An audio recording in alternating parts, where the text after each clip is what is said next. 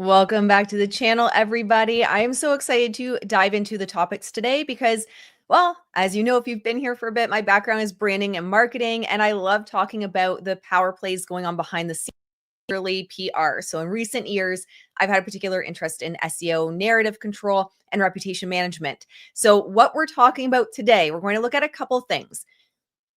I've noticed a little bit of a meltdown going down on different platforms, people panicking about Bryan Freeman's approach. Did he mess up in the legal suit? Did he mess up in PR? Is Megyn Kelly the wrong platform to go to, TMZ and Megyn Kelly versus a more traditional legacy approach? I want to break it down from a PR perspective. So no emotions, right? It's so true. When we get emotions involved, there was a saying years ago, and it's a common saying, but I don't really like the saying because it was a cult leader that used to say it. But when emotions are high, intelligence is low. So I want to look at this as truly PR. What are the power plays being done here?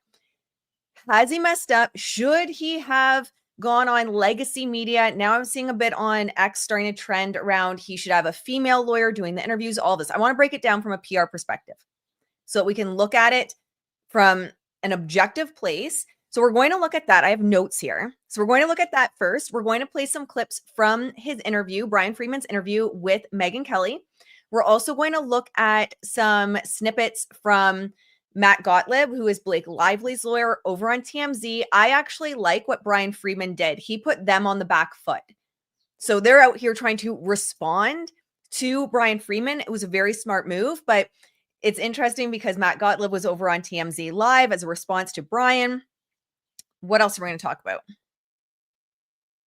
And then Leanne Newton is going to come over around 11:30, and we'll talk more about the legal side so that we can have kind of both perspectives here. But let's start breaking this down. Let's start with a clip. How are you guys doing, actually? Sorry, guys. I didn't say hi. How are you guys doing? Where are you coming in from? What is it like where you are? It's a beautiful day today. I can't wait till after lunch. I have the afternoon off. No client calls, nothing. I get to hang out with my animals. We have a farm animal sanctuary. I get to hang out with the animals. Hello. Welcome, everybody. Yes, good morning, and thank you. 11.9. It is crazy. I'm so grateful for this community. We are on very close to 12K. Thank you, my friends. Genuinely so grateful for all of you. Okay, let's start with action. The truth was the case was never really about defamation. And while it's while it's our response and while it's a portion of our claims, from the very start, this case was about somebody being wrongfully accused, and that's Justin. And it's also been about Melissa Nathan and her team at TAG, and about Jen Abel and herself, and about her being wrongfully accused about a smear campaign. Okay, we're going to pause there because when he said that, it just let me know I was on the right track with how I was seeing things. If you saw my reel today, I used an analogy. And I think a lot of lawyers talking on this case, and no shade to the lawyers talking on this case, but I think a lot of lawyers speaking on this case and a lot of people that don't understand the PR side, especially PR in 2025, are missing a very important point. Now, one, PR has absolutely changed from even last year to this year. Marketing and branding has very much changed from last year to this year. But I'm going to give you an analogy.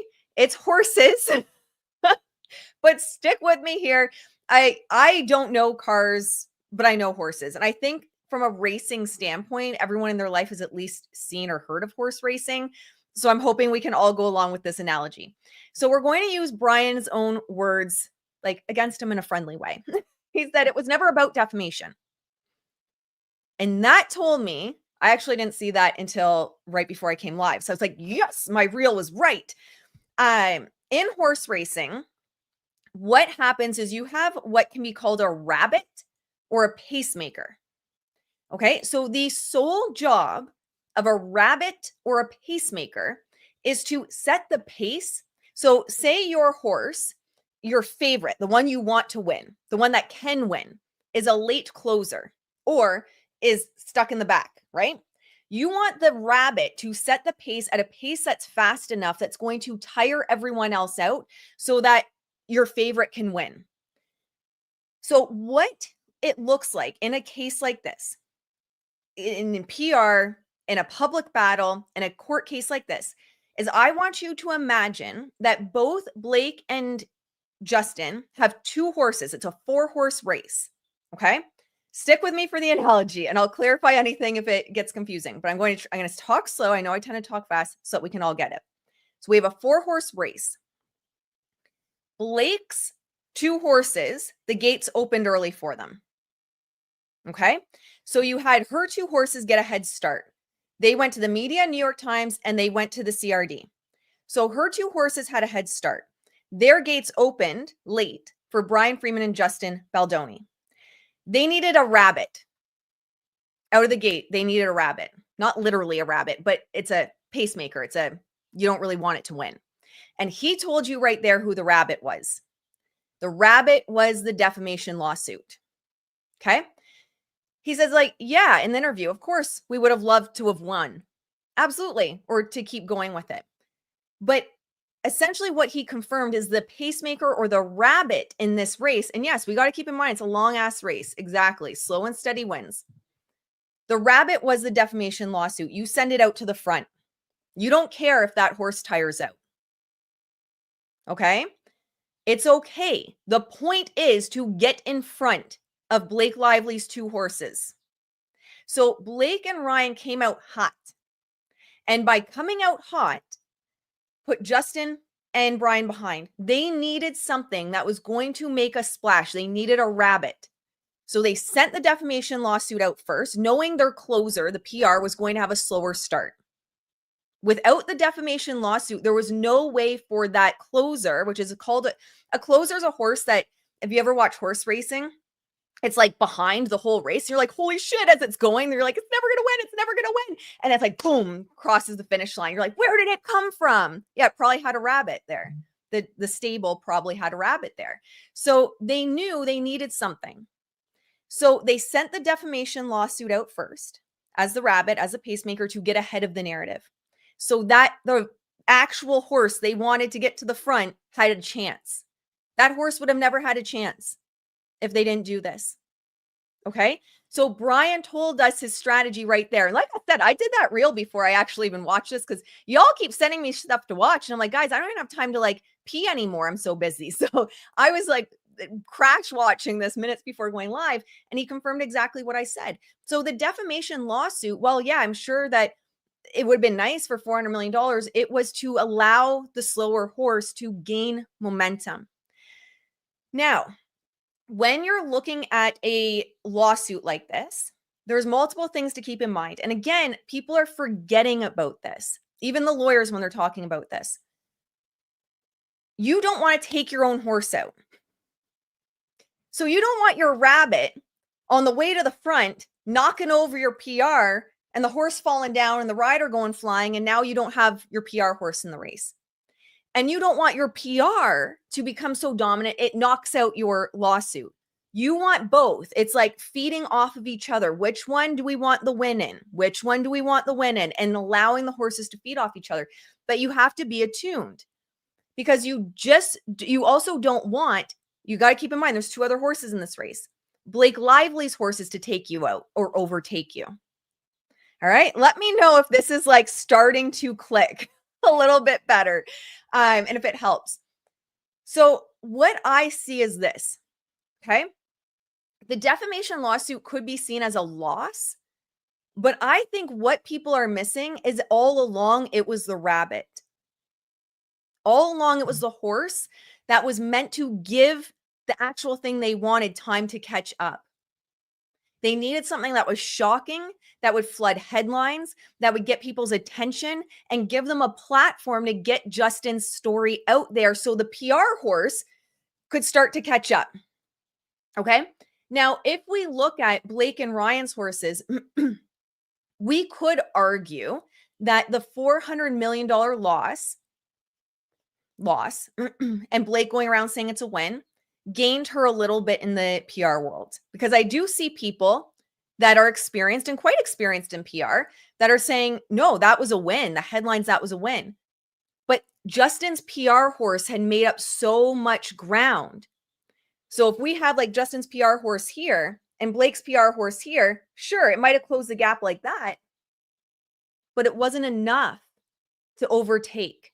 And that's why you're seeing still the narrative and people like going on her posts and being like, you're a liar and this is horrible and you're destroying a good man, because his PR horse had gotten so far out in front.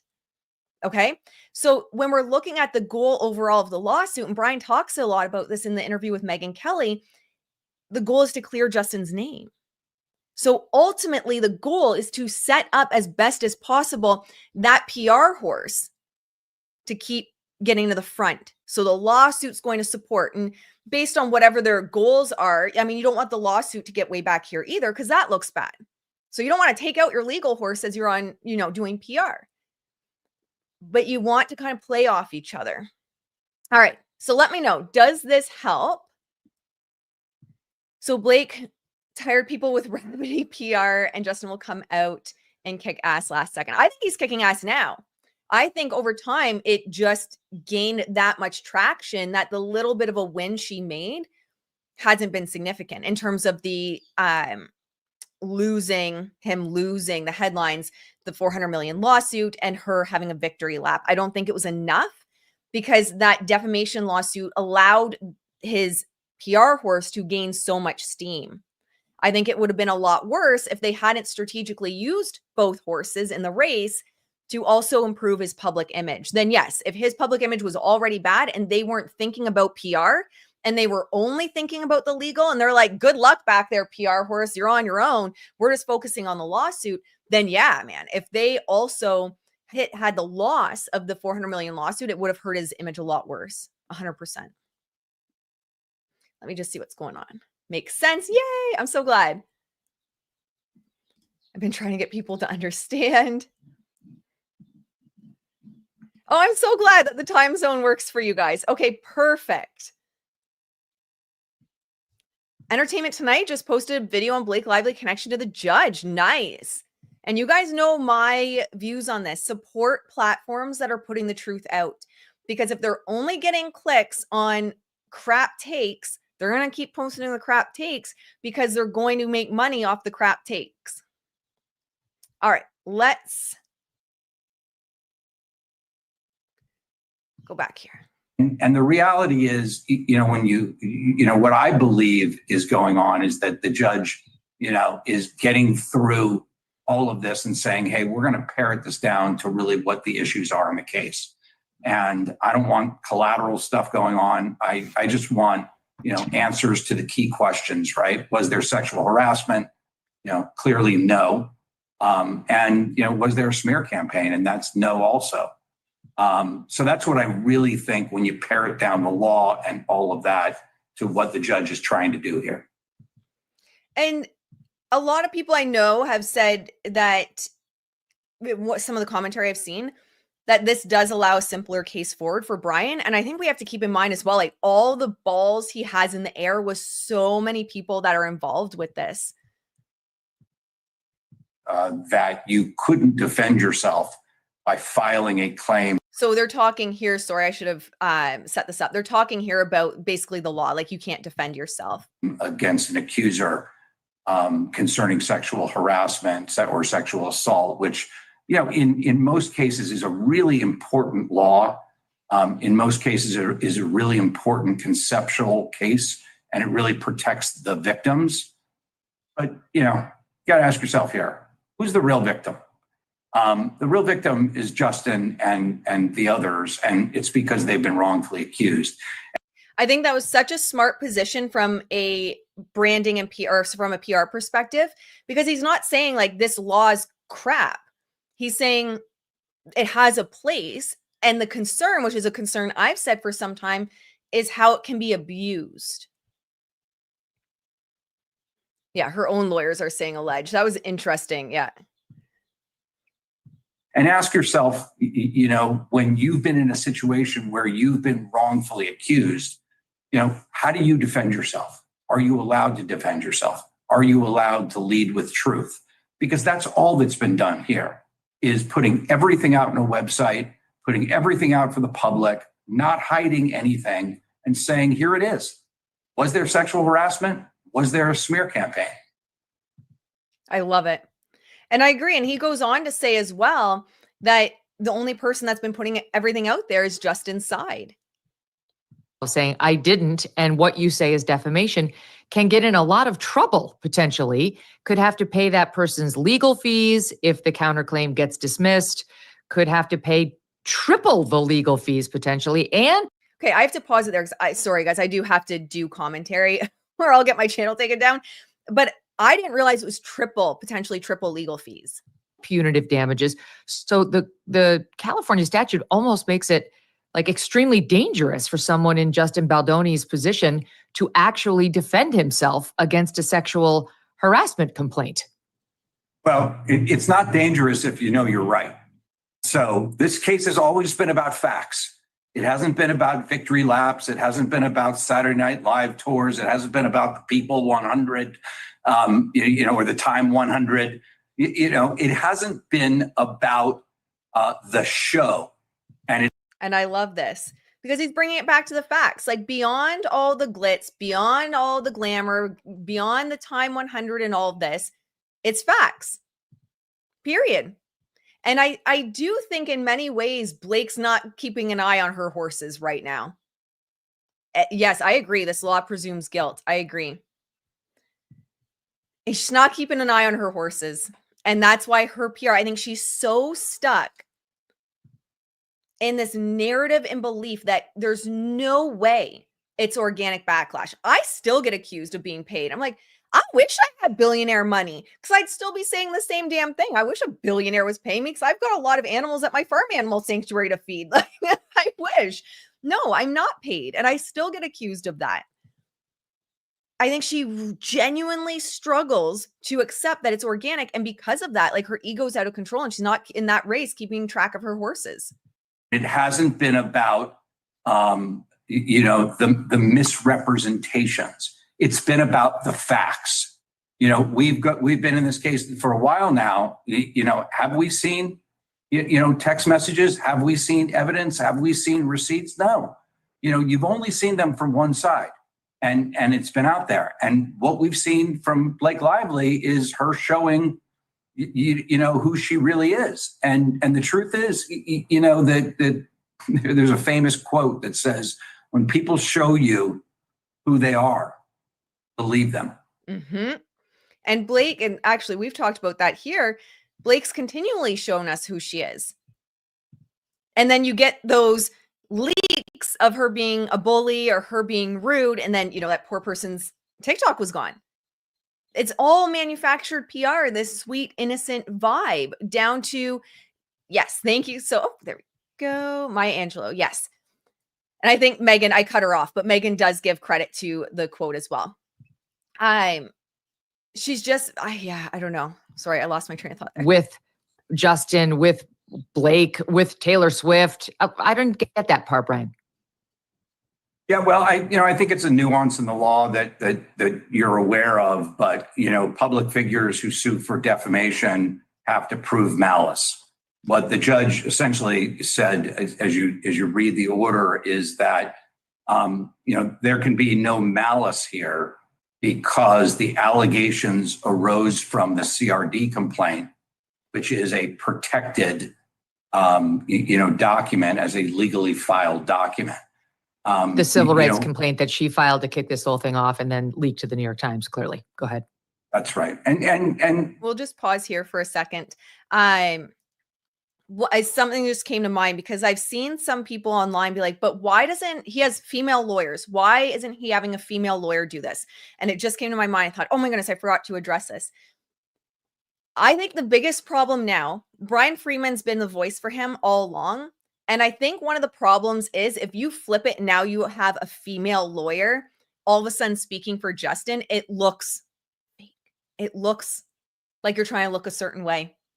And from what I've seen from Justin and Bryan and the whole team is just basically like, this is who we are. We have the facts on our side. We don't need to play games with this or that, or, and maybe at some point a female lawyer will speak, but he doesn't feel the need to play games. The facts are leading the case. And he says it over and over and over again. I genuinely don't believe he needs a female lawyer to start doing the interviews over Bryan. I think if anything, that's going to look fake. that's going to look like he's trying. And I'd almost say from a PR perspective, Blake Lively that could then come out and be like, oh, of course, now he's got a female lawyer speaking out. I think they should just keep doing what they're doing. We don't agree with that at all. We think there's so much collateral action that happened here factually that is outside the scope of that document itself. For example, the New York Times said, that they reviewed thousands of text messages and made their own determination based on that. They had a video that they put together. These things are not directly taken from the CRD complaint. And I like how he walks that line. He does talk about things that he doesn't necessarily agree with, but he's also he comes across also as neutral. Like I see where the judge is coming from, because the judge is still presiding over this case. You don't want to come out here and like smear the judge. So I do like how he's not afraid to point out a couple things, but he's also, I see where he's coming from, and the law is the law. and the court, addressed that in its own way. The court was very matter of fact about that. I don't think generally judges or courts like when media is sued. They certainly don't like when public figures sue for defamation. The standard is higher. It does require malice. I think in this case, there's a lot of arguments on why there is malice. But again, I get back to, why are we here? And we'll just pause there so I don't get in trouble. I really enjoy Bryan. I know some people don't like Bryan Freeman. I like him. Bryan Freeman is representing the women. FK twigs against a man if Blake wants to say Bryan is anti-woman. Oh, okay. So yeah, I don't think he is. And he's Megyn Kelly's lawyer as well. And what are we really, proving here? And the truth is, it's two things. It's did he sexually harass her? And was there a smear campaign? And again, it's a bummer. And I feel really upset about the fact that, compensation in the form of damages as a result of defamation is not possible at the moment for him. I'm sure, they will both say things in the future that will bring this back to life. Okay, I haven't got this far. That is the shady kind of like underhanded stuff, but is also, you said, with a deadpan. I love it. I'm sure they'll say something that can bring this back to life. I have no doubt. Right. Can I ask you about you mentioned 47.1, this law in California that kind of protects someone even alleging sexual harassment from getting sued for defamation. In other words, if the defamation case is dismissed. Let's just skip ahead a little bit. I'm not at liberty to talk about his finances, but suffice it to say that I doubt many people have that kind of money. But I think the distinction in this case is that sometimes the law does not, take into account morality.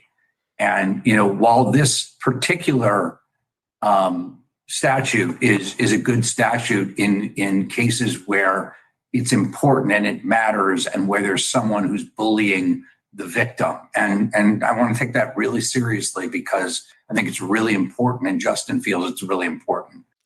Going to pause here so I don't cut it off, because there's a headline going around this morning where it's saying that Megyn Kelly calls Blake the bully. And I want to talk about why I love this decision to have come to Megyn Kelly, because I know some people are concerned, but I got you. Don't worry.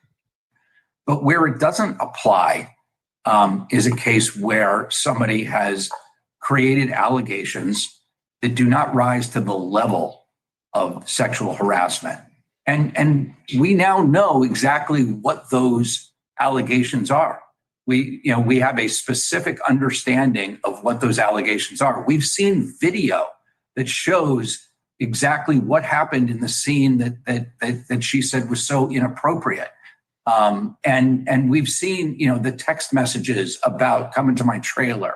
We've seen. Yep. reminding people of the narrative. I really love how he's going about this, reminding people, bringing it back into the conversation. We've seen this. We know what's gone on. We know who the victim is. And he's saying, yes, it is very hard to have a defamation suit go through, but really we just want to clear his name. I really enjoyed this. I think he did a great job. The evidence that directly refutes the allegations of sexual harassment. So in this case, from our perspective, there's not nearly the risk that there would be in a case where it was used for bullying. In this case, it's truly about trying to prove that you didn't sexually harass someone and why. Okay, so we'll pause there. I want to make sure I get what I had to say about Megyn Kelly in before we have Leanne. She'll be dropping by around 11:30 Eastern, so about 15 minutes. Okay, so one of the concerns that I've heard from people is that Megyn Kelly was a poor choice because, she's not mainstream media. Oh, and I wanted to do the TMZ article. Let me make the TMZ, Matt, let me make a note so I don't forget. Okay, that she's not mainstream, that Blake Lively's lawyer went on CNN, and it's not going to shift public perception because they're not putting Bryan in a place where new people can see his perspective. So one thing I want everyone to understand when we're looking at PR like this is bad PR is much worse than no PR.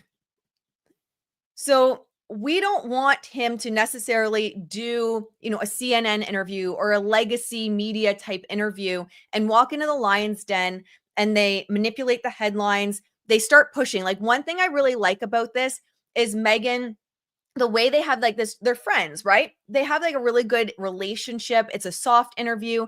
Bryan's not on the defensive. It's conversational, even from a place, whether it's intentional or not. He's stuttering a bit.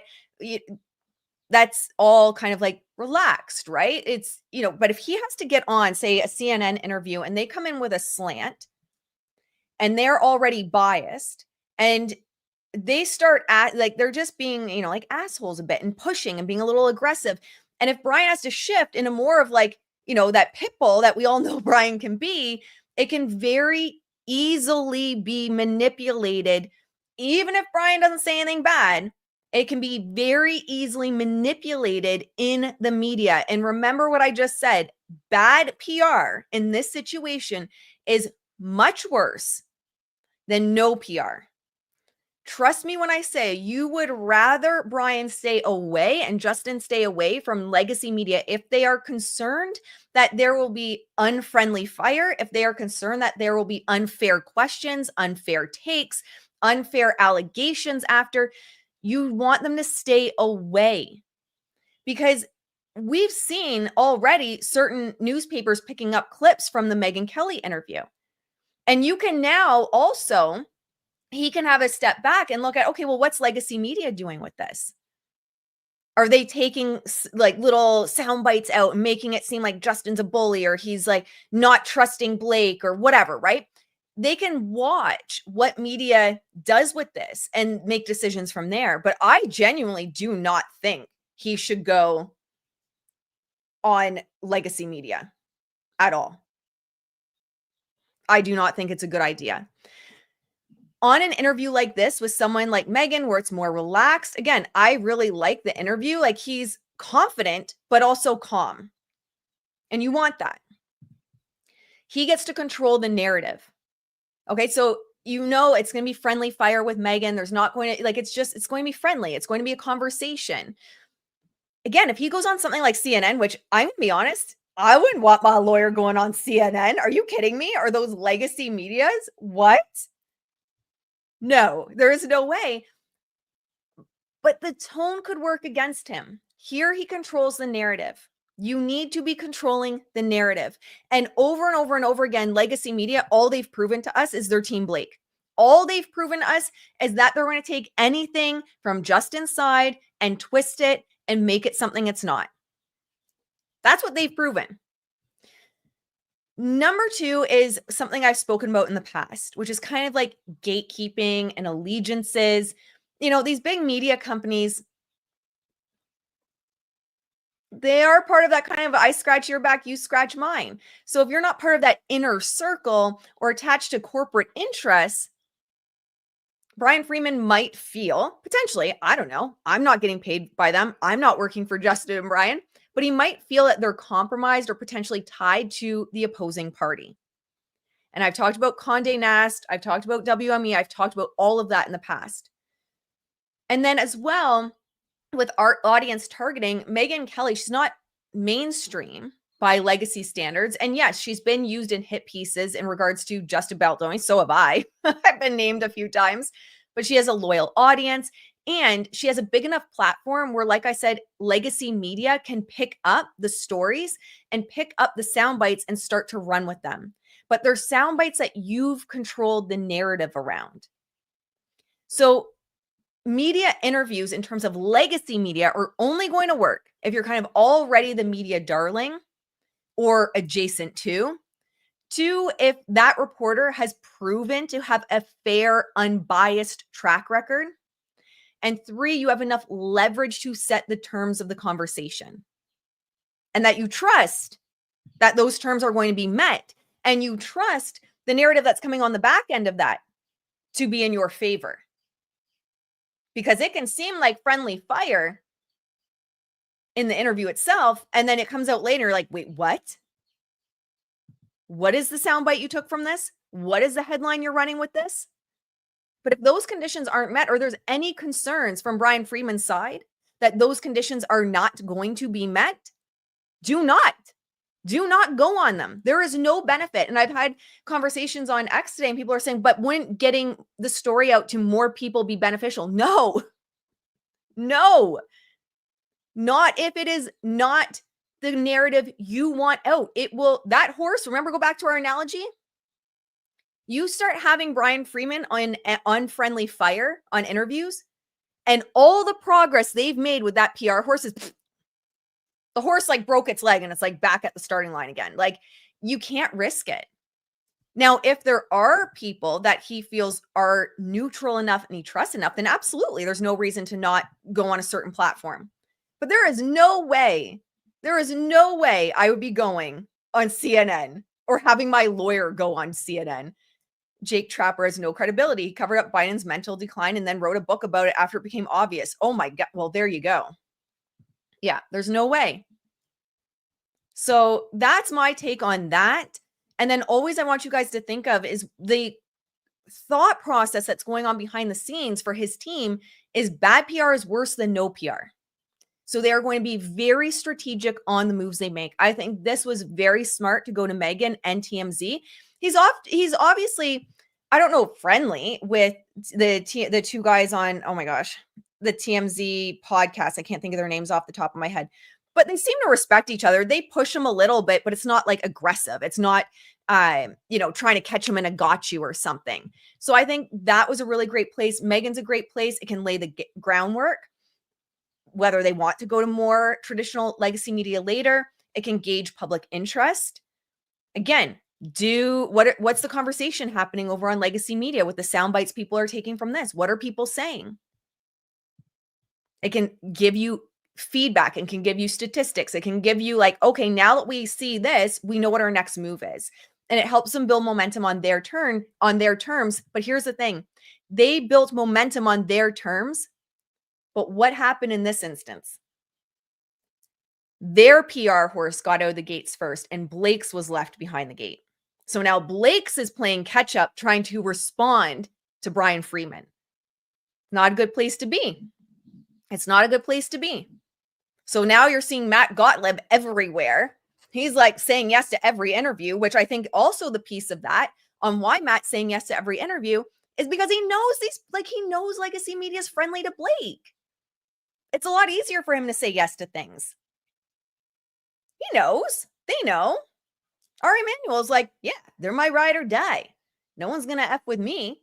No one's going to F with my people because they won't. Thank you so much, Paula. It's so nice to see you. Thank you. You're so kind. I love you guys. Yes. So that is the thought process that is going on behind the scenes with his team. It's not that his team is just ignoring it. right? I think some of the conversation is around, well, maybe his team's just ignoring it or they're refusing to go on legacy media. It's all calculated. Is this going to help our PR horse either maintain its current ground with Blake's or make ground between us and get further out front? Or is it going to start allowing her to overtake us because we went on CNN and they're sketchy AF and they twisted what Bryan said?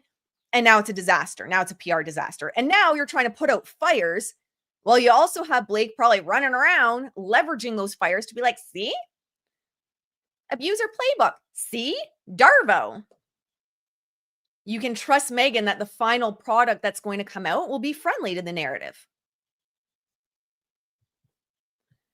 I really think all PR they're doing is a waste because her IG comments are terrible. People know more than we think. Yeah. And that's what I was saying about those horses. I think she's kind of in Delulu land and she's not paying attention to what her horses are doing. I think she's so fixated on his horses that she's forgot about her own horses in the race. That's what I think. 100% agree. Stay off legacy media. Baldoni doesn't fit their narrative. Exactly. He doesn't. And follow the money as well. Okay, let's have a quick look at what Matt had to say. And so keep in mind, Matt is on the back foot. His horse, Blake's horse was left in the gate. So it says Blake Lively's lawyer says his client isn't backing down in her legal battle. Now Justin Baldoni's lawsuit has been dismissed because she's taking this one all the way to trial. We spoke with Michael Gottlieb on TMZ live Wednesday, and we asked him about Bryan Freeman, Baldoni's top attorney, claiming Blake's team is celebrating too soon. Gottlieb says Freeman shouldn't worry about it at all because Lively wants to take her lawsuit all the way to trial to prove her claims of SH against Baldoni. And this is something to keep in mind too. This trial won't be televised because it's federal. My concern with that is you have to kind of trust legacy media unless people are content creators that are truly unbiased. Media that's truly unbiased is going to be in the room. I do think she's hoping that she can control the narrative through the trial as well. Thank you so much for your own horse race. Thank you. I love it. All right, let's see what he has to say. Oh, we have to go past it. Dun dun. That dun dun gets you in trouble every single time. They'll like immediately strike you. Saying this battle isn't over. It certainly, to some, felt like Blake had won, at least as far as Justin's claims against her. But Bryan Freeman saying that's not the case. Yeah, my client feels vindicated. This decision this week validates what she has been saying since the day these retaliatory lawsuits were filed against her. That we've said from the start, these were meritless sham claims that were designed to distract from Ms. Lively's claims of sexual harassment. So you're saying he's just responding now. And again, you don't really want to be in that position where you're responding to someone else, puts you on the back foot. Retaliation that she faced. And those claims, of course, are staying in the case. But we've said since the day these claims were filed back in January by the Wayfair parties that they were designed to distract from the retaliation campaign that they launched. No. And here's the thing. We also don't want to get confused in my horse analogy that it was a distraction. I believe that they would have taken it all the way to the 400 million. And Blake's side also cannot pull any bullshit with me or any of us that this wasn't a PR battle for them. Because if it wasn't PR, Matt and Blake, you wouldn't have gone to the New York Times. You wouldn't have done anything but submit your CRD complaint quietly from that was obtained, all the information that you needed from a sham lawsuit. So I don't know who he is to speak about shams. You would have quietly submitted it, but no, you turned it into a PR battle. His team had no choice, guys. No choice but to respond. His team did what they had to do. And the overwhelming evidence of that occurs in their own words. They said they would bury Miss Lively with the social manipulation campaign, that they planned to be untraceable, but it turns out that it wasn't. Do you see how he's on that back foot? Because Justin Baldoni's lawyer, Bryan Freeman, had said, you know, her own attorney said it was untraceable. And Matt's now like, no, JKing. It's like, was untraceable, but we're just so good at what we do that we figured it out. Oh yeah, he's definitely reading from a script, 100%. I think it's important to recognize what it means to lose your case at the motion to dismiss stage. I mean, when Justin Baldoni and the Wayfair parties filed this lawsuit, their lawyer went all over in the press saying that it was based on undeniable facts and documentary evidence that crushed Miss Lively's false allegations. And the court essentially says, I'm going to accept everything you've said in your hundreds of pages of pleadings as true. But even accepting that all of that is true for the purposes of resolving this motion, nothing you have said constitutes a legally viable claim. And I think what Matt forgets is also Blake's leveraging laws that protect her at the end of the day. You know, she did it in a way, I think it was Zach Peters that said this, and I actually really agree with how he put this. He said the problem that Amber Heard had is she wasn't protected by litigation privilege. So she had reposted that article and gone to the news and everything without litigation privilege. Blake learned from that and had litigation privilege. All meritless, despite all the bluster, despite all the hundreds of pages of filings, all of the claims, all of these so-called receipts add up to nothing but noise. It has all been dismissed from the case. So Bryan, We'll try to skip ahead. Forward with our case. The notion that we wouldn't go forward with this case is preposterous, as much of what the Wayfair party's lawyer said the other day. So again, he's constantly having to respond. It's not a great place to be. I honestly think at this point, I had originally thought that Blake might drop it. Hey, I'm always okay saying I was wrong. I thought she'd drop it, but here's the thing. This is my belief on the PR angle as well from Bryan Friedman here. Let me know in the comments. Yes, I agree. His lawyer messed up by responding. I agree. 100%. What I think is going on here, now I'm like totally lost. I'm so ADHD, totally lost my train of thought. What was I going to say? Let's back up and see if I can find it again. The other day.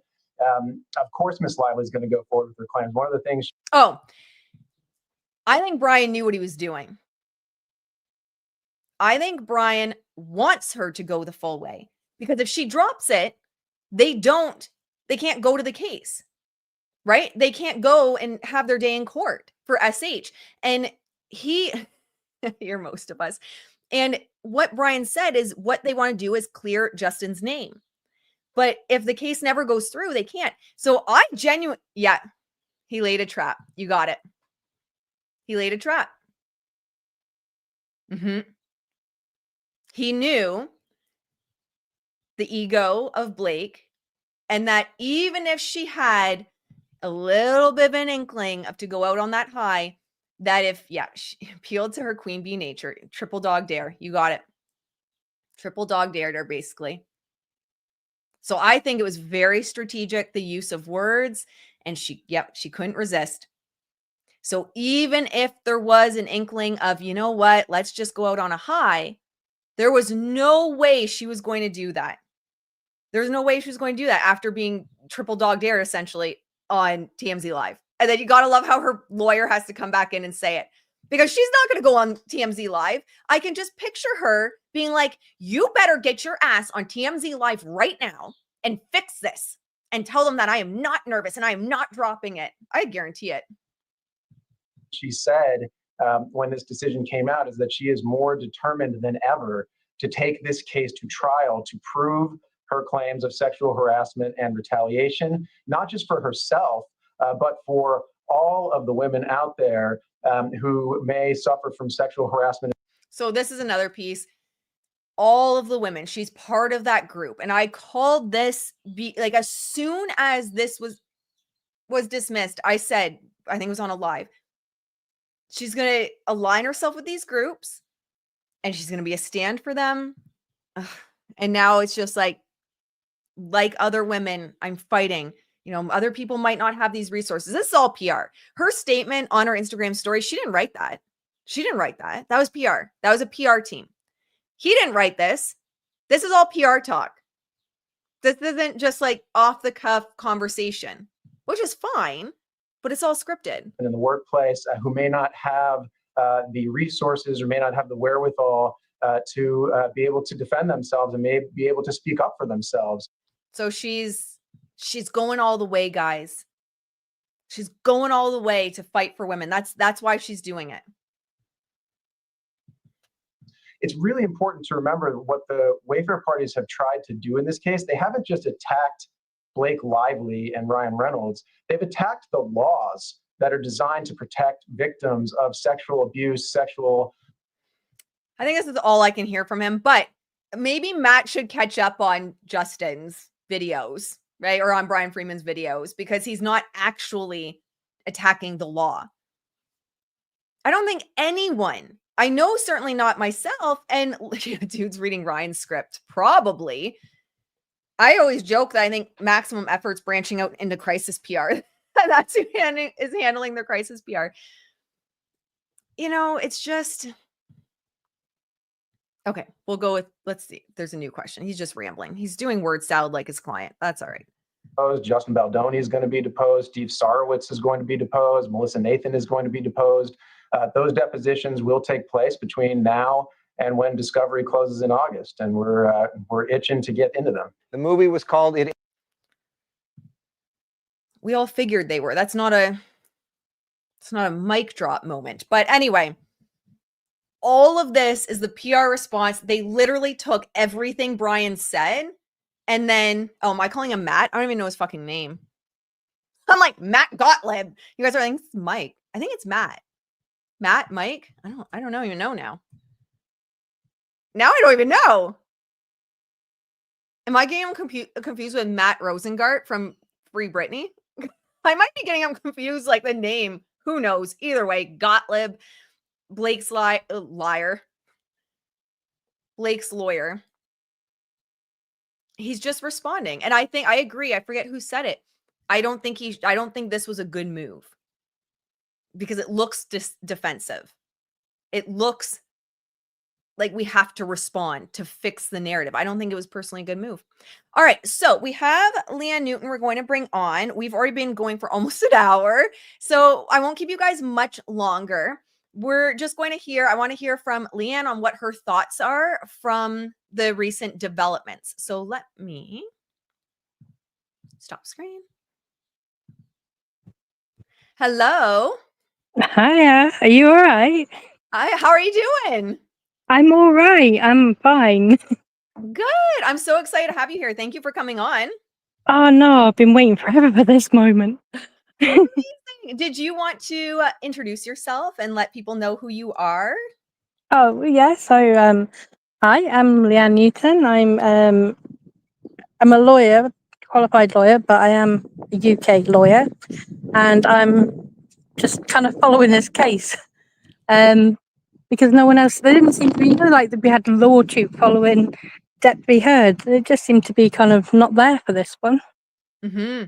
Absolutely. And so you have threads over on X. So anyone that likes to read rather than get caught up in a long video, you have some incredible threads over there. And I'd love to hear your thoughts on this development, because I think you and I were in the same camp where when things were starting to come out about, the friend connections and such, we were both kind of like, all right. Like, yeah, it's weird, but nothing horrible at this point. And then we heard about everything coming together and we both kind of were like, okay, this is completely asinine with the judge. I'd love to hear your thoughts when you heard about all of this. Yeah, so firstly, it's Mike Gottlieb. I was backstage and I was like, I know his name. So I've kind of, so all the links to the judge with his brother and various things like that. Like, I just never put any stock into it. Mm-hmm. I had a really good look at everything I get sent, and like the advert, when people are saying, oh, well, the brother worked with Blake Lively, but when you look at it, it's a 3-minute advert. Mm-hmm. She has one line right at the very end with the rest of the cast of Gossip Girl, and it was made like 17 years ago. Mm-hmm. So I really don't call that a link. And certainly in the UK system, that would not be considered a sufficient connection for a judge to recuse himself. Perfect. That's good to know. Yeah, and neither would the connection with his brother being represented by a company that is owned by Salma Hayek's husband. Oh, and by the way, Blake Lively had lunch with Salma Hayek a few weeks ago. It's just it's not a substantial enough relationship, to recuse him from a case. Mhm. The financial links, though, one, I heard about the T-Mobile one going Mhm. around, and I thought, well, he took the stock out before T-Mobile went into partnership with Mint Mobile. Ryan Reynolds doesn't really own that anymore. He's still the face of it, Yes. but from a marketing perspective, but Yes. he's not, he's sold his shares. Mhm. And I thought, well, that on its own, it was properly disclosed, and it's not really a big deal if everyone knows about this Mhm. and has agreed. But Mhm. when Cassidy did her, and she always does such a thorough job, but all of those links together, even if they were disclosed, I would feel quite uncomfortable. Mhm. I don't know. It's just me. There just seem to be too many. Yeah. If you were Justin's lawyer in that situation, you found out about all of those links, would you start to question if it was an actual fair, because they did a dismissal of those claims, the 400 million and 250 million, with prejudice. Like, he didn't even get a chance Yeah, to do a second amended complaint. Would you kind of be a little bit concerned that maybe things might be a little slanted? yeah. I think I would. I Mhm. think I would. What I wouldn't do though at this point, and I think it's what Brian Friedman is going to do anyway, is I would not be looking to get a judge recused now. I would Right. not be looking to appeal now. I would be seeing it through, because the 4 claims they've still got on are actually huge claims. They don't sound like a big deal. They're massive. They're a lot of his damages. Um, so what he's left with is he can still defend the sexual harassment, which is what he wants, Yeah. and he can still, like the breach of implied good faith covenant. Mhm. Um, that still allows him to present all his evidence and argue that she tried to seize control of the film. So that's the kind of the two halves of his story anyway. Is one, I didn't sexually harass her, and two, she made up those allegations to leverage control over me and make me, acquiesce all my creative Yeah. oversight of my film to her. Mhm. He's still now getting to tell that entire story. And that can be huge. I think people aren't realizing how big that actually can be. Because if you can prove No, that all along she was just trying to steal the movie, people are going to start looking at those SH claims very differently. exactly. And you still get all the big players in. Like, there will still be evidence from the likes of Sony and various things, with all the co-stars. So I don't see we've really lost much other than defamation. I mean, who cares about a publicist, really? um, no one cares about her.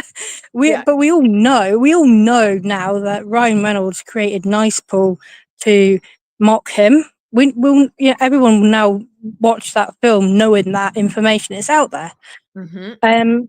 I don't think he's lost anything, and the claims as well that he's got, I think 3 of them, 2 or Mhm. 3 of them are against Ryan Reynolds. So he's going to be coming back into this. Mhm. I Yeah. don't think it's the big disaster that everyone thinks it is, and I certainly wouldn't want to be appealing at this point, because it will cause a like 2-year delay. I think it is, which no one Ooh, wants.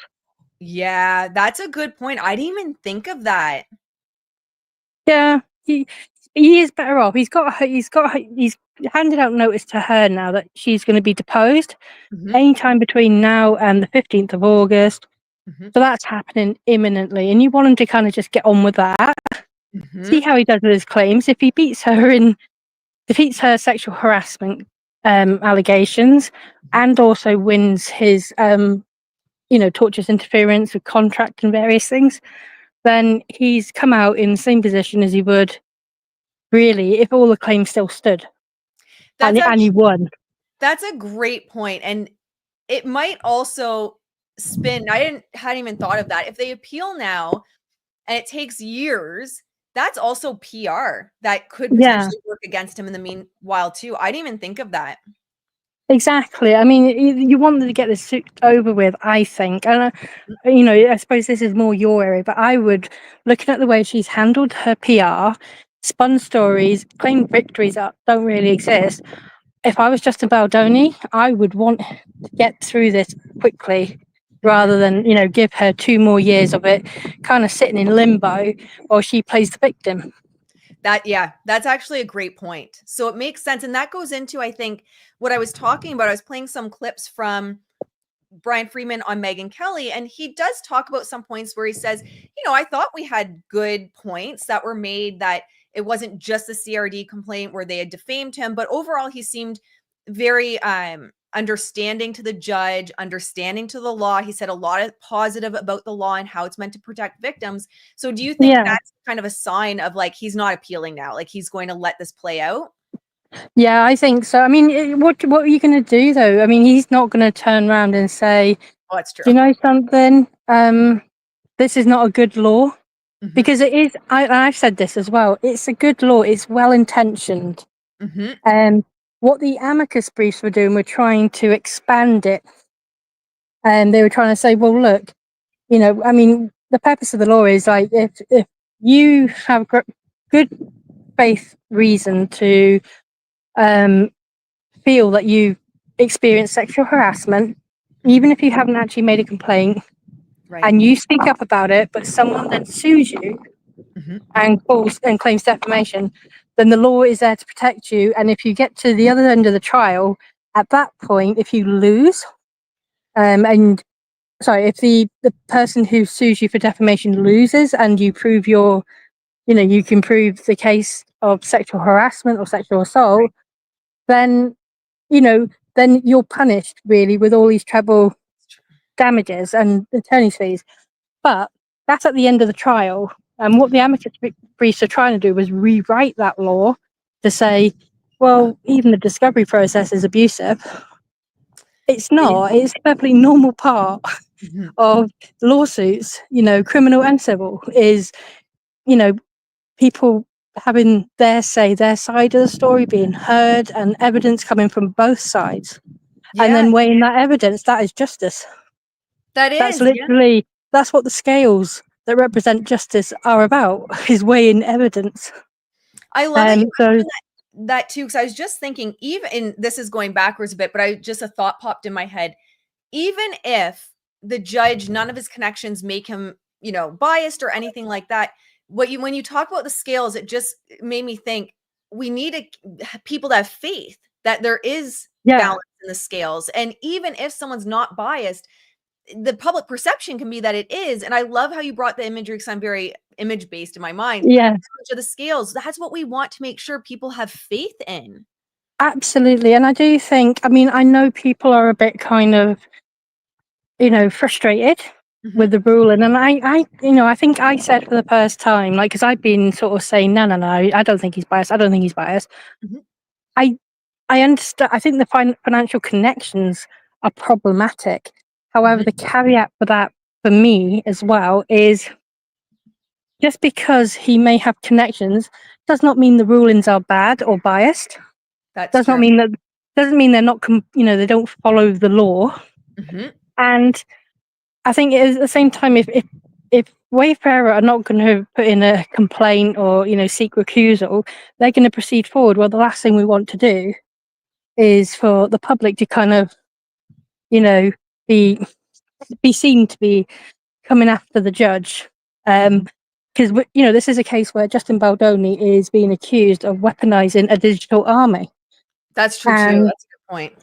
Yeah, I mean, it's not a good idea to piss off the judge, but I get why everyone's kind of, going, oh my God. But when you're in law, you've worked in law, there are overlaps. People do know each other. People do have certain connections. But when there's a financial one, that's problematic. Yeah. But, we don't know that. Bryan Freeman's an entertainment lawyer. We don't actually know that he might have good connections to Doug Lyman. Never know. Because they both live in California. I mean, he may well have come across them at some point, or, done some work for someone he's worked with. It just happens. Yeah.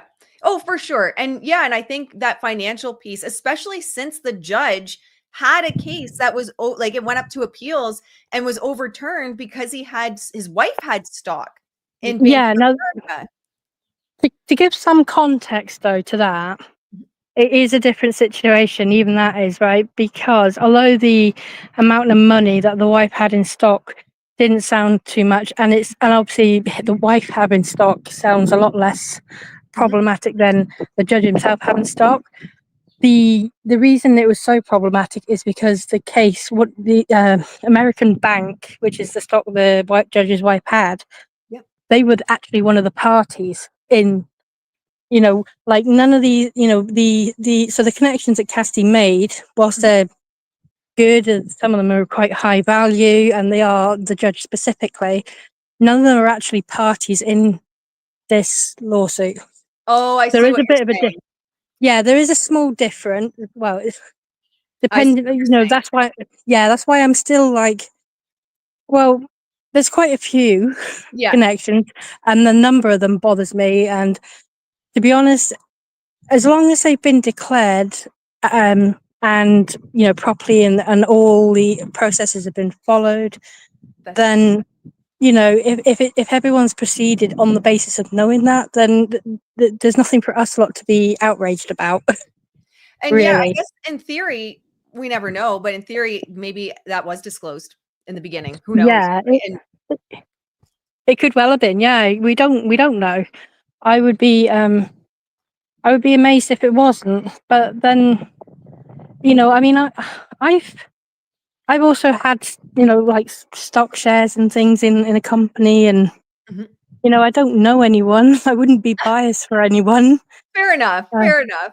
I'd actually love to hear your thoughts because I'm going to pull this up Yeah. on this garden variety emotional distress. Can you provide any clarity on this to me? Because to me, it Yeah. sounds like she still gets to fight that she's had like loss of sleep and anxiety and all of these Yeah. problems, but without, as long as it doesn't go to a psychiatrist.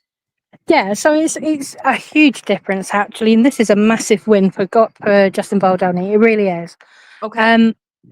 It's again, it sounds when people kind of hear it, they're like, "Oh my God, she's getting away again." No, Okay. actually, because the judge never actually took that off the table, because that's what he was doing. Was he wasn't asking him for permission. She was saying, "Well, what did your order mean?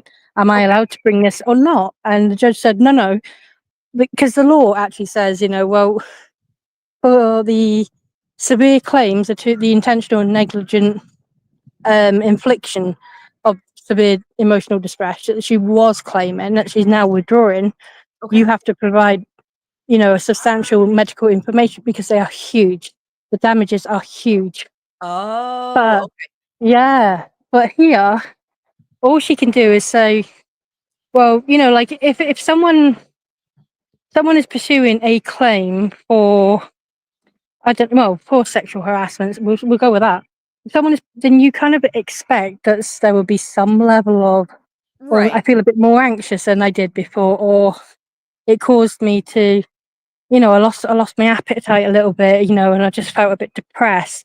But Right. that's the kind of level. It's huge difference. So you don't really need medical evidence for that. Right. You don't even need a diagnosis. Right. And I wonder if so would, in theory, in court, Bryan Freeman could probably shut that down pretty easily too. She's like, well, Oh, I lost easily. my appetite and I wasn't sleeping well. Well, you also had a new baby. Yeah, I think he would tread carefully around that one. Do you want me to tell you where I think I would go with it if it was me? Yeah, I would love that. Okay. um, so she would be on the stand. She would probably bring no end of family members. Well, firstly, the jury, will be aware that family members, of course, they're going to speak in favour. Doesn't mean they're lying. It's just they'll probably add a little less weight. So there's that.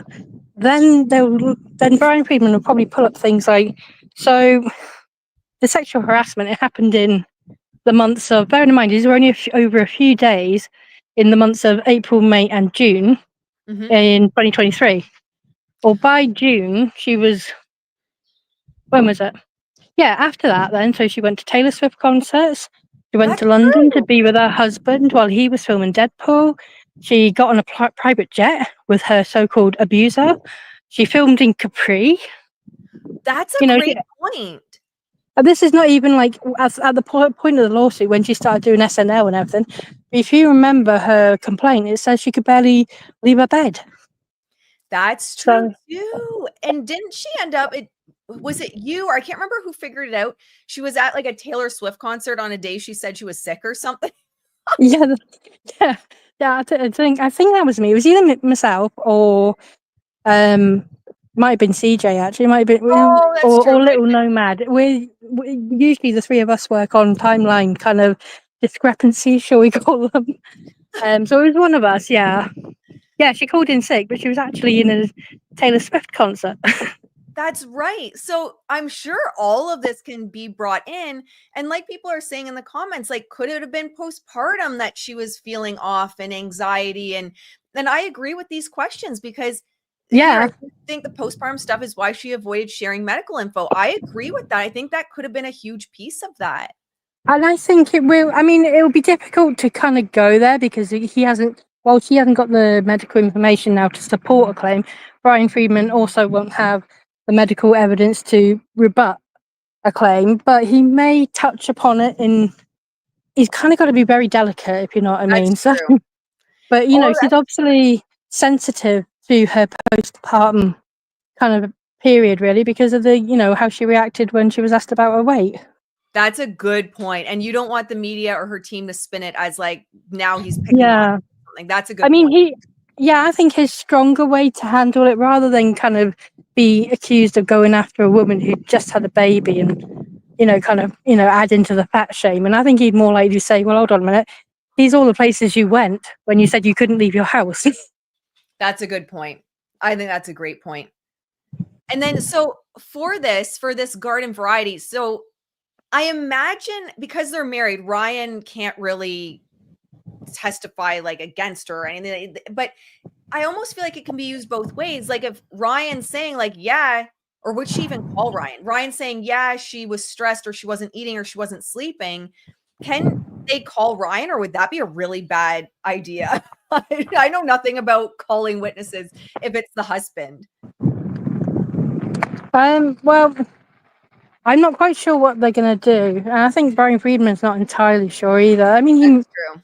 her team may want to call him, but then if they call him, that leaves him open to being cross-examined. That's true. So is that, then I'm not quite sure how it would go in the US because I haven't looked into it, but, in the UK, potentially you're waiving the spousal privilege by, by bringing your husband to testify on your behalf. That's a good point. Yeah, I'm not sure how that would go. Besides, I think, and I think if they had Ryan Reynolds on the stand saying, oh, yes, she was in a hell of a state, blah, blah, blah, then Bryan Freedman would kind of, probably hit back and go, well, and you thought it would be a good idea to make a film making fun of this. Well, and that's my problem with it is she was in such a horrible state. She was so distressed that y'all went over to the Deadpool set and made fun of him. That makes no sense to me. No, it makes no sense to anyone. It makes no sense to anyone, and don't forget the sexual harassment also when he wasn't, it was allegedly occurred when he wasn't there. That's phase one before the strikes. Well, if she was on the phone telling him, yeah, I'm being sexually harassed, would he not have jumped on his private jet and come back? That's true. It's not like, where is he? Yeah. And I think they can't even say, well, he was on set for the second phase because, he wanted to keep her safe, because we've got evidence and text messages which show from Ryan Reynolds saying he can't be separated from her. He even tried to get Justin Baldoni to move the entire filming schedule that they had. Mm-hmm. So that's a good point. That's from day one. I think that was the first time Ryan ever reached out to him. It was, yeah. So, I mean, there's so much there you can work with. I'm not worried about this case at all. I'm not worried about the dismissals at all. Mm-hmm. I think I'm not concerned by anything Bryan Freedman's done. I think he's done a phenomenal job. I do. A lot of people are sort of saying, a lot of people are kind of giving him slack, giving him flack and sort of saying, oh, he should have done better. Well, and I think this is such an important point, mm-hmm. is Wayfarer, Freedman and Fritz, both of their law firms, they represent so many parties in this. Mhm. Like, I think there's about 7 parties and a bunch of non-parties as well. Mhm. That they were clearly getting drowned in Yeah. requests and motions and all the other things that like all the other parties on the Lively side and Sloan and Jones and New York Times, they all had their own attorneys working That's just true. for them. So I think he coped as well as possible and prioritized what was needed to be prioritized. And if it meant taking a few losses, well, that's law for you. That's how lawsuits go. And same with But PR. Like, I come from the PR side. Same with PR. Unfortunately, there's yeah, give and take. absolutely. Because I mean, I knew of Justin Baldoni before all of this. I did, Okay. but I didn't know of Blake Lively. I just knew her as Ryan Reynolds' wife. And Yeah. honestly, that's not much to sort of sell yourself with. Yeah.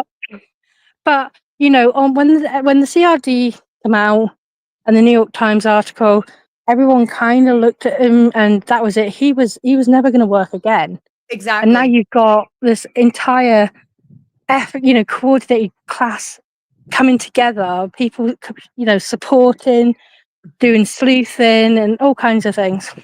Yeah. So, Absolutely. I think it was and that wouldn't have been possible had it not been for Brian Friedman. absolutely. Yeah, I'm not a fan of the kind of ragging on Bryan. I think he's doing a great job of balancing both sides. I actually want Yeah. to answer this question. Then I have a question for you. So, is Reddit an impartial or credible outlet social media? So, I want to address this because I do actually have a lot of videos on Reddit. Reddit Yeah. is still, so 30% of Reddit is still owned by Advanced Publications. Advanced Publications is the parent company to Condé Nast. And there's some interesting links within the luxury fashion, luxury, like GQ, for example, is owned by Condé Nast. I can't think of all the magazines off the Vogue. Anna Wintour is the creative director of Condé Nast. There's a lot of interesting connections with Reddit, and Advanced Publications still owns 30%. There was actually also just research done, which there was massive ethical concerns about this research. I shared it a couple months ago, where these researchers went into Reddit with intentional sock puppet accounts to see how easy it would be to like change mass thought process within Reddit. Anyway, it was unethical because they did not let anyone know, including Reddit. And I can't remember the details of the suit, but it's very easy to have someone go in and pretend to either be neutral or pretend to be one side. In any case, it wasn't, this study had nothing to do with Blake and Justin and all of them. But tread carefully is basically what I'm going with on the Reddit side. Is there's been research coming out saying that you should not just blindly go with Reddit. And again, it's 30%. You might call that a conspiracy theory, but whenever I see things that are too coincidental, it gives me kind of the side, I give the side eye. So 30% still owned by Advanced Publications. To me, it's not as impartial as it lets itself out to be. But Reddit can be amazing. I love going down Reddit rabbit holes. But with that said, I actually wanted to ask you something. So, one of the narratives I've seen a lot on X today is that people are upset with Bryan Friedman because he's giving everything away in his interviews with TMZ and Megyn Kelly. I don't see it like that, but I'm not a lawyer. Do you have concerns about the interviews he's been doing? No, because he says at the points, various points, at the important points, well, I can't go into that and I can't go into that. Yeah. The information he's given out, it sounds like he's laying out his plan. He's not. It's just the obvious next step. Lively's team will know this anyway. He is not, the information he's talking about is stuff that they've already been talking about in the background. True. Because, that's the other thing, like, on top of the, the comment I sort of said, well, Bryan Friedman, he represents all of these people. They drown him in paperwork. What you see on the docket, all those filings, is 10% of what is actually going on. I cannot tell you how many meet and confers, phone calls, emails, and arguments, and then go into their client. Can you got the documents? Going through the documents. The amount of work that's going on behind the scenes is crippling. That's true. For me, I'm as one person, I'm struggling to keep up with all the filings, but No, I'm not at all worried, because the stuff he's talking about is stuff that the lawyers all between them have already talked about. They're Mm. already 3 steps ahead of what he's telling you is going on now. Yep. I You know, love like, that. So basically everyone chill. yeah, no, honestly, chill. I mean, I know why people get upset. That, you know, people, if you, unless you've been in the background and seen behind the scenes of all of this, Mm. I understand that people don't, and you know, they don't understand. Or like the judge, you know, everyone was saying, well, when is he going to rule on the motions to dismiss? He's taking forever. He's not. He's really not. He actually got there in a reasonable time. You know, we expected him to take months, and that document he wrote took a long time to prepare. That was not done in one day.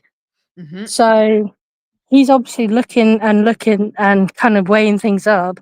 He's also got a caseload of hundreds of other cases, some of Mhm. which are about to go to trial in days or weeks. Mhm. Some might have, you know, more important pending motions, or, you know, documents that need his attention. So, you know, everything kind of goes into a pile, and then it gets prioritized. But him dealing with multiple motions to dismiss in, you know, over, because what was it? It was 3 months, over the case of the space of 3 months. I wasn't at all concerned. I don't think many people were. Yeah. No, I've seen exactly. a lot longer. Yeah, and the thing I think of as well when people get concerned about him talking, you can't ambush the other side anyway. So it's not like they can like No, gotcha in court. Like, no. They are talking all. I mean, if you'd read it, it's even in the letters. You know, all the times they, well, we met and conferred 3 times over this. Here are the dates. You know, there you see the email trails that are usually attached as exhibits. They are always talking and fighting and trying to negotiate. You know, exactly. because they will actually be talking about every piece of evidence, every page of Mhm. every document. They'll be going through it and going, well, you can have this, but you can't have that. Mhm. And then they'll have to explain why you can't have it. And then if they can't come to a resolution between themselves, they'll then bring it to the judge. And that's when we see it. Exactly. Absolutely. This question here. All right. So yes, he has to be careful with his words, of course, because Blake's team can twist it. But also what we've seen, guys, is so for anyone that's hopping on late, make sure like, subscribe, and then rewatch this video from the start.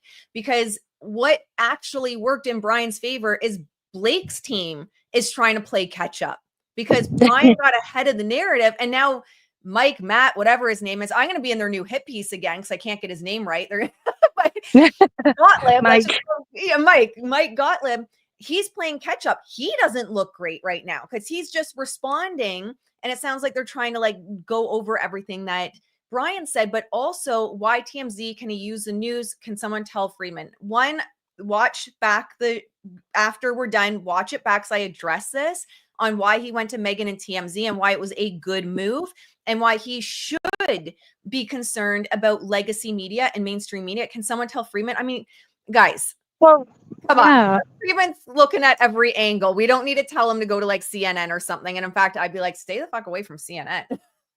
Well, I don't. I think it's better that he's going to independent, Yeah. kind of, you know, news, kind of, you know, what are they called? They're like news reporters, you know, but independent. I mean, he's just tried to sue a legacy media. Mm-hmm. And So, you legacy know, has given him no reason to trust that they would be impartial or even kind no, towards Justin's side. no. And TMZ I'm not kind of vouching for their ability to be accurate here. I'm not promoting them, but you know, when there's been a story that's been positive towards Wayfarer, they have reported it as that. Yep, And when there has been a story that is positive to Blake Lively, they have reported it as that. Really, they they, have. you know, yeah, they made some kind of inaccuracies maybe, but you know, I haven't seen them being overly one way or another. I think TMZ has done a pretty good job of reporting both sides, to be Yeah, honest. And it does look like Bryan has a fairly good relationship, and in the sense of trusts them on TMZ Live to not twist his words. It seems very obvious that he trusts them, and he obviously trusts Megyn as well. but I don't trust legacy media to actually be kind to Justin at all. No, and I think on both although we know Megyn Kelly is one of his former clients, but that they are upfront about that. You see, that's what I mean. Like, yes, could be a conflict of interest, but they disclose it, so everyone knows at the start, and that's what makes the difference. But with both, I mean, Megyn Kelly is a lawyer, Yeah, that's true. and on TMZ, one of them is also a lawyer. So it Oh, may be that kind of, one of them is a lawyer, so he may be coming at it from that kind of that's true. camaraderie. Because if I give Megyn Kelly her dues, right, especially the first interview back in December when the CRD first come out, Mhm. he actually really challenged him.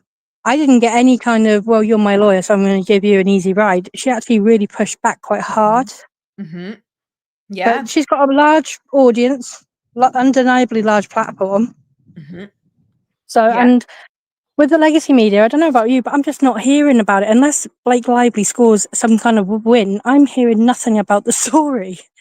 Yeah, and the only one I've seen any shift in recently was Variety. They've done some nice posts towards Justin the last week, I think it was. But other than that, you rarely see, and Daily Mail, I think, has done a couple, but overall, we're seeing overwhelming support for Blake's side and a slant and bias towards Blake's side.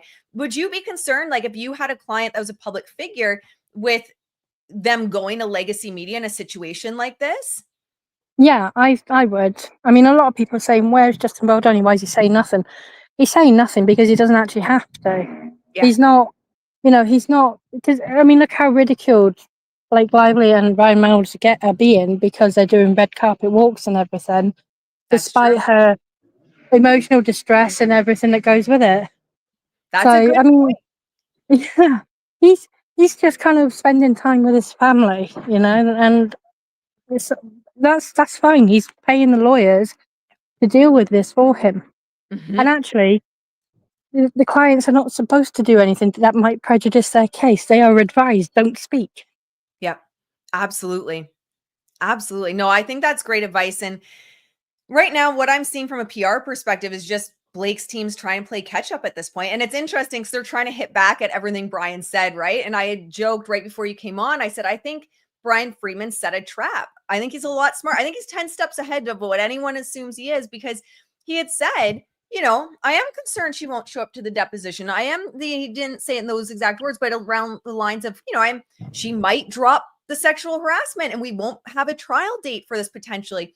And then you see Blake's lawyers come up, Gottlieb comes up and he's like, no, like, Blake's confident and she's going to trial and she's going to show up for all of this. So it was just really interesting that Bryan was actually kind of playing chess. I almost wonder, do you think that was kind of a trap to set her up where I do. Yeah. I do, because when I listen, because I mean, I briefly skimmed over Mike Gottlieb's interview with TMZ, but I think the words he actually used was, he's determined to get to trial. That's right. So that should mean that there is nothing going to stop her. That's true.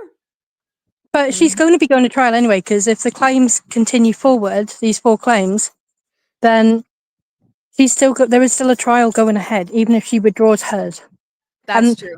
And the sexual harassment allegations are part of why she tried to take control of the movie. So it will still get in there. Yeah. Nothing is going away as long as Wayfarer don't get dismissed again. I didn't even think of that. Yeah, no, it's possible, because we're going to go through the whole round of motions to dismiss on the second amended claim. So that is going to happen. But as long as he, as long as he keeps. In my heart. Oh my goodness. I know, right? I had spare a thought for me. Reading the ridiculously long filings. But I mean, they're going to really hammer down now, I hope. Because you've only got these 4 claims. It's reduced from 9 to 4. And hopefully now they're just going to bring in tight evidence on that to make sure it stays in. And if they got that in, it does not matter whether Blake Lively withdraws anything at that point. That's a good point. And I think that's a big piece of it, because like we were saying, if she does withdraw at the end of the day and he can prove that she took over the movie, then everyone is going to start thinking, well, even if she withdrew the case and it didn't go to trial, well, he just proved, lady, that you were taking over the movie from day one. But I thought you were saying that you were vulnerable and the victim mindset. I know, right? And she couldn't get out of bed, but she was able to come in and call the shots and make him remove his film by credit. No, I'm not. That gets me so angry, that piece, the film by Oh. credit. I know, it's so petty, isn't it? And, you know, did you see Mind? He's also he wouldn't kind of commit to Taylor Swift is not out of this entirely at this point. She may still be brought in as a witness. That would be interesting. Oh my goodness. Yeah.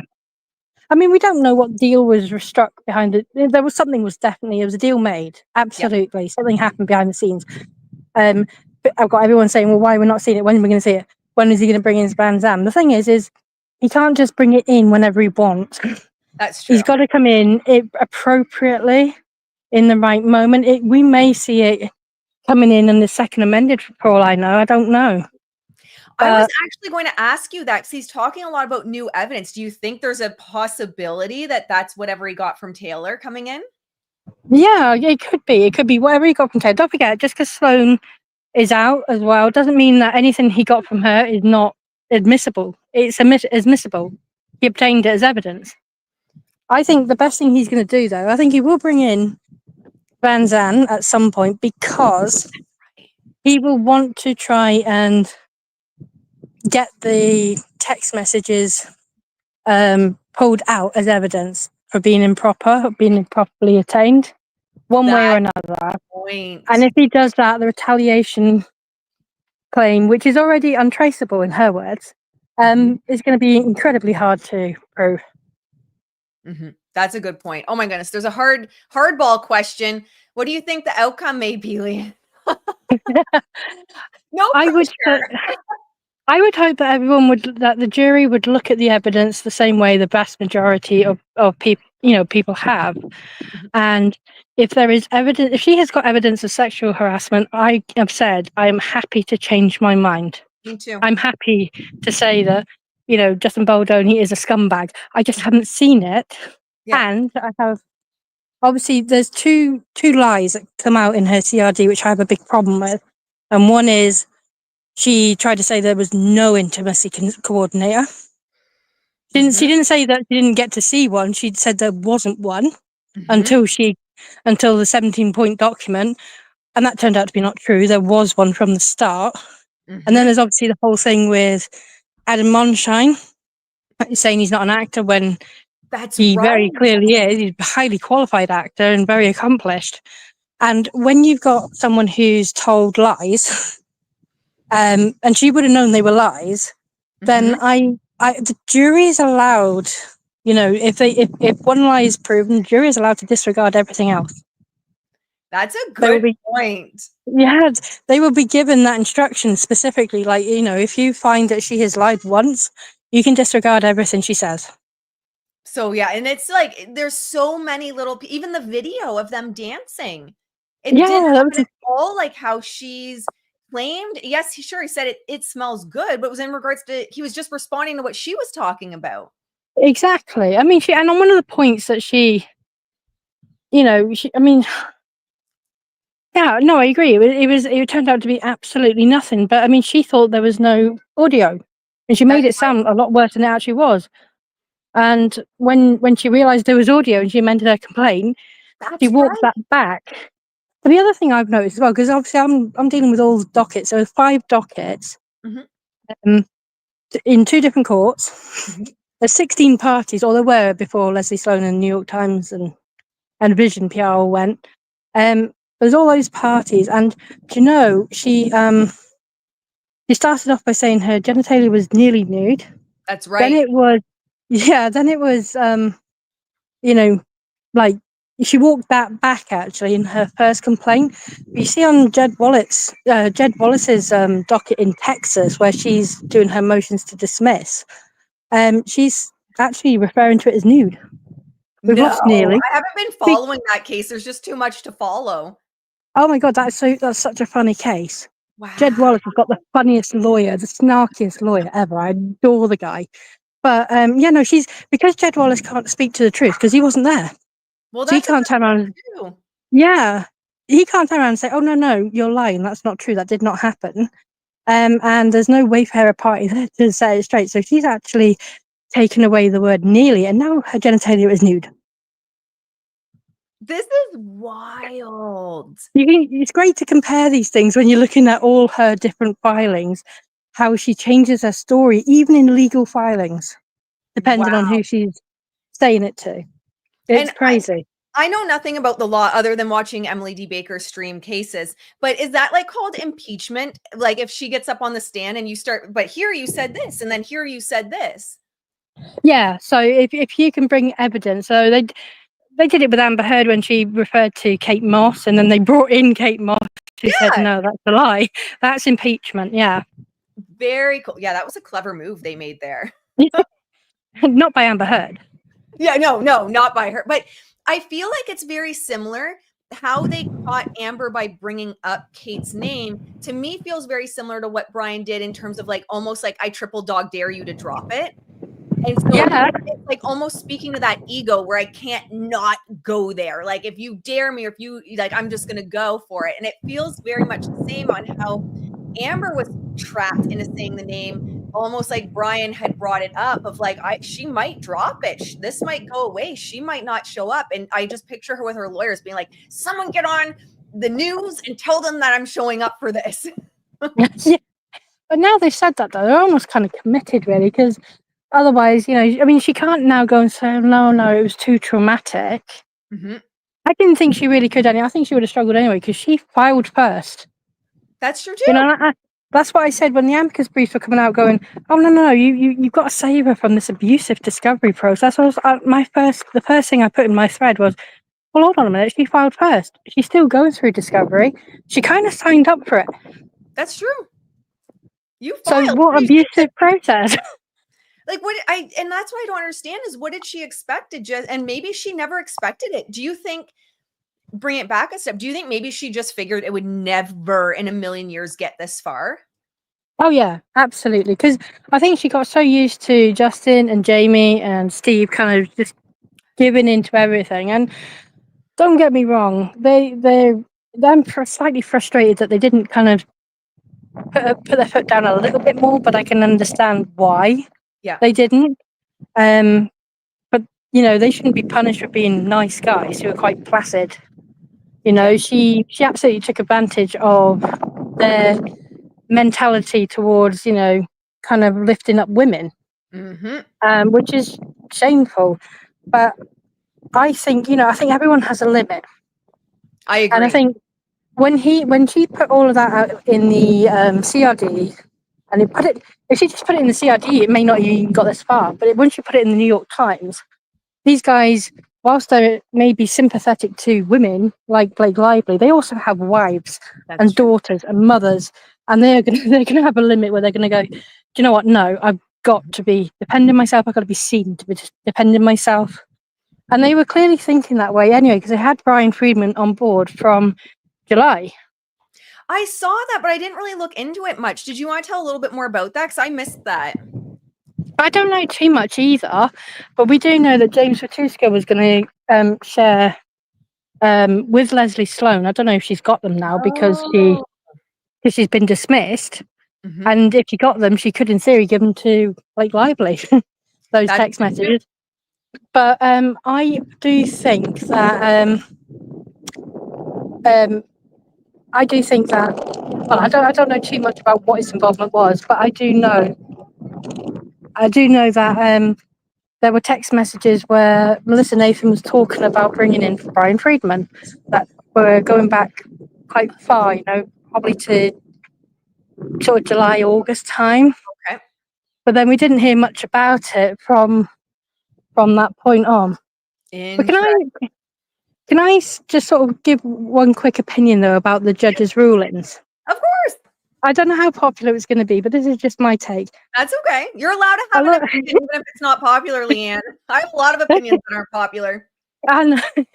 But this is just how I see it. I think, like I say, technically where he is now, he's got both sides of the argument. He's got his season of control of the film, whilst he can also defend his, defend the sexual harassment.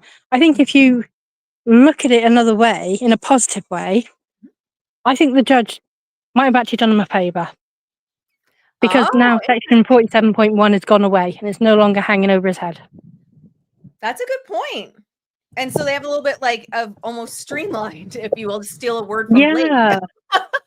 Yeah, I think because section 47.1 was only ever on his defamation claim against her, none of his other claims. Not on her. She can't bring it in as part of her claims either. So she'll try. Yeah, well, But I just think because that was such a big weight around his neck, and I know that I was a bit like, oh, I could wish that he hadn't filed for defamation just to have avoided that. And I right. think that dismissing defamation might actually help him and get rid of that kind of that restriction around him. So I That's personally am glad to see that gone. That's good. So they may even feel that way. And like you said earlier, going to the reason why they're not appealing, they're just going to keep pushing forward. They're going to do what they were always going to do. And Yeah. what we were talking about before you jumped on, I was looking at the PR side and I said, for me, and if you're just jumping on, make sure to rewatch because I give an analogy in terms of like the two horses they have. So they have a horse for the law and they have a horse for their PR. And that defamation lawsuit, I think more than anything, allowed them to really gain momentum and getting back control of the narrative in the public because he was actually able to put his side out. Exactly, and he would have any discovery that they've managed to obtain to this point. I don't know how much has been exchanged or anything that's been obtained at this point. Mhm. He will still be able to keep that. Like anything from Leslie Stone, he can keep it. Mhm. Obviously, there was nothing from the New York Times because they got their stay of discovery from the start. Mhm. So all of this will still be stuff he can bring in. I'm not worried. I'm quite happy with how it's going. I understand people are upset, but Mhm. I think we are where we are. Yeah. And I think we need to kind of just get behind them, keep supporting them, and kind of let's see what they do with the second amended complaint. And I will probably go live for that one. Yeah. Well, I was going to say we need to let people know where to find you, but for those that are asking her thoughts on the stock with the judge, make sure to rewatch from the time I'll put timestamps on the replay, but Leanne gave us her thoughts on that, so don't worry, it is here for you guys to rewatch. But let us know. Actually, I'm going to ask one question first, and then I'll have you tell people where to find you. What are like with all the panic you're seeing going on online? The first part of this video or this live before you jumped on was me trying to be like, don't worry, guys. Everything's fine. It's under control. And from a PR perspective is what I brought because that's my background. But I would love to hear there's a lot of panic going on. Emotions are high. What would you like people to kind of walk away with in regards to the law side? Well, I think the objective here, Wayfarer's objective has not been to punish people. So it feels like Ryan Reynolds is getting off scot-free for calling him a sexual predator.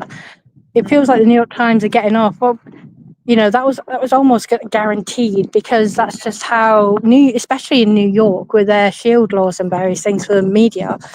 New York Times have not been successfully sued in 60 years.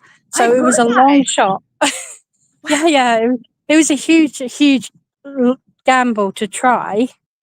But I mean, Friedman sued them first in California, and that goaded. You're talking about setting traps. That goaded Lively then into filing first in New York. The guy knows what he's doing. He's incredibly good. So, and like I say, Wayfarer are just not the kind of people to go looking for revenge. They just want to clear their name. Yeah. They want to prove their innocence and get back to a point where they can just pick up their business and get on with their lives. And I don't blame them because lawsuits are expensive. They consume you financially, physically, and mentally. Even lawyers, it is hard work and it's intense because you've got deadlines and pressure. And, I think now they're in a position where, it doesn't matter if Ryan Reynolds gets away with saying that. We all know, Out there. what an arsehole he is now because we've seen his motion to dismiss. We've seen how awful he was in it. Yeah. We now know, we've got confirmation. Nice Pool is basically based on Justin Baldoni. We also, in the whole run of this, me and you and Mandy Mangan have all covered Brett and Aiko's story, so we know where Dogpool come from. You know, so there's another set of people who have been affected by the actions of Ryan Reynolds have had their voices heard too. There's a lot of positives.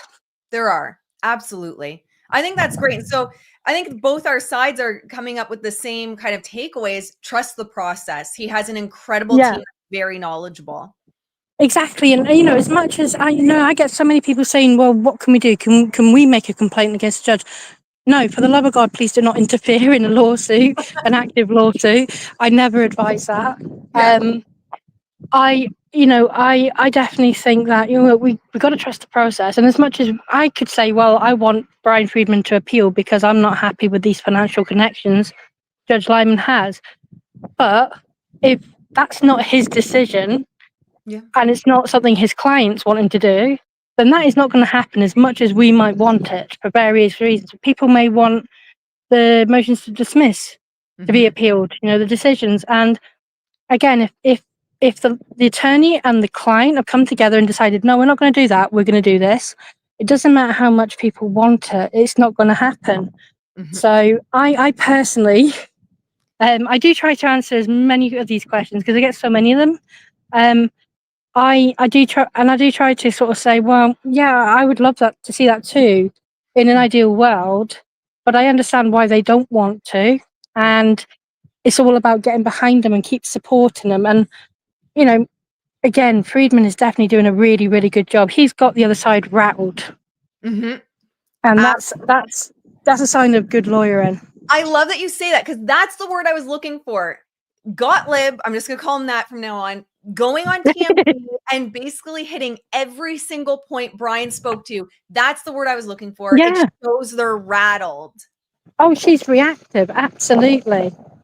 She is so reactive to all of this. And, that means that he's doing an effective job. Absolutely. I agree with you. Well, I think that's a beautiful way to wrap this up. And I don't want to keep you too long, but how about you let people know where to find you? So I am on X. I'm Kiara J 2001. I do a lot of my stuff there. I know Reddit covers a lot of they pick up quite a lot of my threads and put them there as well. And I've got a YouTube channel. I'm kind of just getting started, only about a month ago. But I'm doing some lives today. I'm going live in half an hour with Mandy Mangan. That's and perfect. at 4 o'clock, I'll be live with Elstrich. Amazing. Well, Yeah, there I you know. go. And everyone loves Elsie here on the channel. I'm a big fan of Elsie. That's Yeah, amazing. yeah. You're doing such great work and you've Thank really kind of you. thrown yourself on the front line. And what's always, actually, Leanne, many of you might not know, is who I was connected with to get you guys the dog pool story. So dog pool is a video I have, an expose I have on the channel. Leanne and I have been friends since. And I just want to say, like, you've handled it with such grace. I've always said to clients, no, you're not a client, but just said to clients in general that, when you blow up and you become a big name overnight, everyone wants that, but you also get the hate and the backlash that comes with it. And you've just handled it with such grace. You've brought such unbiased views to things. And you also, if there's something that comes up, you're like, give me a chance to look at it and I might change my mind, which to me makes me respect you that much more. You're someone that I can trust to go to. Oh, yeah, no, definitely. I mean, I do declare a few things. Is one, I am not a US attorney. I'm not. I've trained in international law and I can read law. So as long as it's written in a language I can read, I can interpret it. That's not a problem. And that's what I'm doing. But it doesn't roll off my tongue like it would if I was practicing it day in and day out. And I also say, well, I am Team Baldoni. Yeah. But that's not because I'm some big fan. That's because I've read everything. And my opinion is that there is no evidence to support what she's saying he's done, basically. And actually, there's evidence that suggests he hasn't done it. And this is not what she's saying it is. Again, I'll always change my mind. If the evidence comes forward, I'll change it. And I say that too, because I was originally Team Blake. And then the evidence came out and I was like, holy shit. So I'm exactly. I'm open to changing my mind. No, definitely. I mean, and to be honest, as far as the hate goes, I haven't had too much. I've got one problem creator, but she's actually supposedly Team Baldoni, which is, I get less hate from Pro Lively's actually. No, but that's because I'm forever correcting her misinformation. Yeah. There is a new post up correcting more today. You're hilarious. No, you're beloved by the community. LZ wants you to go live later, Ashley. Well, someone tell LZ to check her text messages. Yeah, Friends don't leave Yeah. friends on unread, LZ. do you know what? That woman is the worst for reading her messages. I have to send my moderator to go and say, "Can you come tell her to sort it out?" Love it. That's so funny. No, that's fine. I should be at 4. I think it's 4 p.m. Eastern time. It's so hard to convert the times. Yeah, with LC. All right. Well, that's fantastic, guys. So make sure to go follow Leanne. She's fabulous, so sweet. And thank you, everyone, for being here, everyone for supporting the channel. For me, we're on our way to 12,000, which is still crazy to me. So like the stream, hang out with us. And if Dogpool, if you picked up those little nuggets, the Easter eggs Leanne and I were talking about, Dogpool, if you want to know the depth of how crazy Ryan Reynolds is, make sure to watch Dogpool on the channel under the media manipulation or expose headline, because it's so deep. I feel like he just used Deadpool and Wolverine as a way to destroy his perceived enemies. He absolutely did. And I would say to people also, go and check out Brett and Aiko's, because on your thing you've got the links anyway. Go and check out Brett and Aiko's, and on my X actually there's links to stuff I posted. Go and read their story, honestly, because it's not just Dogpool. There's a lot more, and it's quite traumatic because they haven't got the resources and everything that Justin Baldoni's got. So Absolutely. Definitely. Yeah. All right, my friend. Well, thank you so much for joining me, and I kept you much Thank longer than I you. intended. I'm sorry.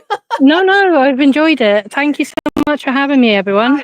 Absolutely. Well, guys, I will see you in the next one. Hopefully nothing pops up today. I have some pre-recorded videos for you later, but make sure to go over and support Leanne. And if you can't get enough, she's going live. You have more content over there, guys. All right. Bye. Bye, guys. See you in the next one.